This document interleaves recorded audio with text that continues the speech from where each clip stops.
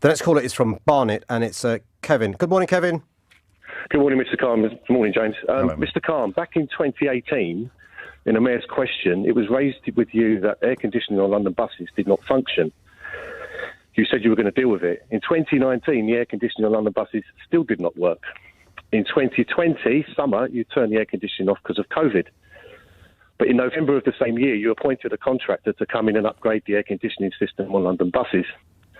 In July last year, 21, Jason called, another bus driver, called into the show and told you that the air conditioning on London buses was still not working. Well, Mr. Khan, in 2022, we had 40 degrees in London. It was 44 degrees inside a bus cab, and the air conditioning still does not work. And to make this even worse, 25% of London bus routes don't have a toilet at one end. So drivers can't rehydrate, drivers can't cool down. What are you going to do about it this time, Mr. Khan? So, Kevin, sorry, you're saying there's no air cooling. It's air cooling, not air conditioning. Air cooling in the cab or in the bus? In the cab. Bus drivers are driving around in bus cabs. I've seen temperatures of 44 degrees. That's illegal for a start. And you said last year you were going to contact Jason, who called in. I've spoken to Jason. He had no follow-up.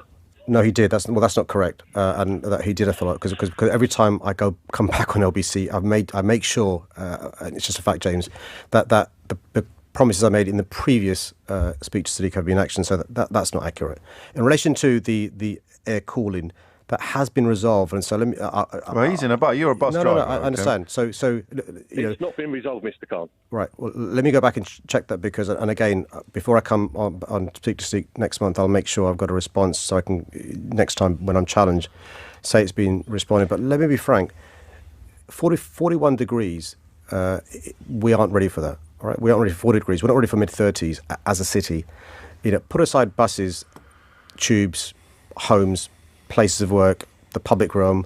We are not ready for the consequences of climate change, and we'd have to spend billions of pounds just on public transport to get our public transport fit for purpose for 40 degrees. That's no excuse, by the way, if the air cooling is not working in the cabin. So, Kevin, I promise I will take that away, and if you're willing to give James your number, I will separately ring you today to give you the answer in relation to me being reassured that the air cooling is working. In relation to the toilets, by the way, when I first became mayor, I made sure, because it's an issue of dignity, but also women bus drivers have real challenges, particularly when they're on their period, if there aren't toilets for obvious reasons. And I was ridiculed in my first 18 months when we put in more than 100 toilets in various routes across London, because some of them were temporary toilets, some of them didn't look very attractive, and the residents complained. And it was a big campaign from mainly Tories and anti-trade unionists about why I had acceded to Unite's request, United Trade Union, another example, by the way, James, of the benefit of trade unions,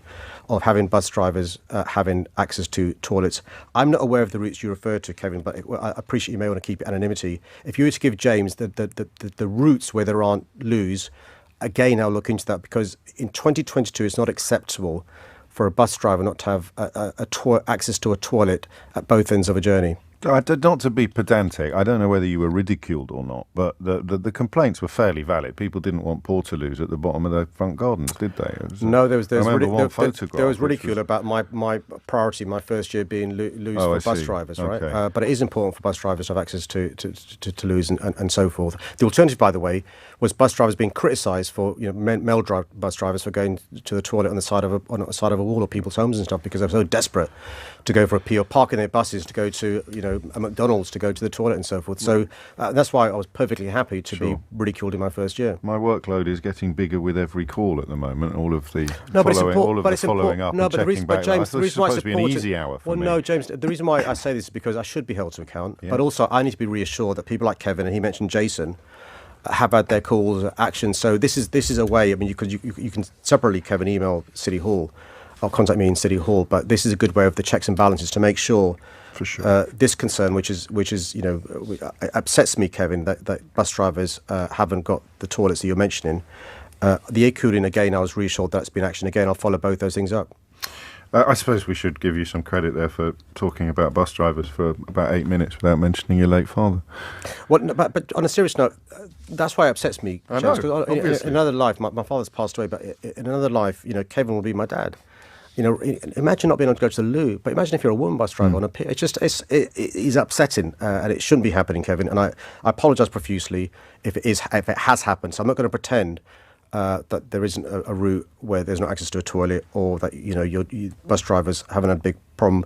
Bus drivers have had a big problem, particularly Monday, Tuesday last week, as have tube drivers, as have people who work in a building that's really, really hot. Think about those who work in buildings where the temperatures have been very hot, or those in whose own home is incredibly hot. And that's one of the reasons why I'm passionate about energy efficiency, about dealing with the consequences of climate change, about dealing with the causes of climate change, because we can't allow 40 degrees to be the new norm. We simply can't. Well, we will make sure that you do get back in touch with Kevin, and we'll perhaps hear from Kevin and even Jason again. And when you mention anonymity, that's because these lads work for, and these women the work concern for, they've got, the concern private they've got, sector companies who may be a little bit unsympathetic to them. The concern I've got for Kevin and other bus drivers, it's an issue that's been raised to me in a number of fields, whether it's the Met Police Service, whether it's private bus operator companies, is if they are, inverted commas, a whistleblower, dobbing in their employer, will they get in trouble? They shouldn't, but I can understand why people are nervous. They may. So wherever you work, if it's the fire service, the police service, a private company who has a contract with TfL, London Underground, if you've got a concern, I want you to feel safe letting me know about these issues without being worried about reprisals.